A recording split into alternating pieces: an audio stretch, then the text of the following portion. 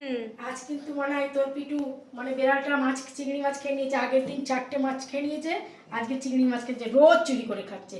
আসলে এই বুড়ো বয়সে আমাদের বাড়িতে আস্তানা গেড়েছে তো, ও তো শিক্ষা দীক্ষা ঠিক মতন আমরা দিতে পারিনি, ও বুড়ো বয়সে কি শিক্ষা নিতে চায়, সেই জন্য আজ এই যে তলায় শুয়ে আছে, ম্যানার্স পাইনি। যার চলো আজকে দেখিয়ে দাও কি কি রান্না হয়েছে। এই যে সাদা ভাত আর এই টক ডাল আর এই কচি একদম পুকুরের নোটিস এ শাক, কলমি শাক, আর হচ্ছে পটল ভাজা, লাউয়ের খোলা ভাজা। আর আমরা লাউ ভাতে ভালোবাসি, ওর বাবার একটা আমার একটা, আর ওইটা কালকের, এটা কালকের উচ্ছে চচ্চড়ি।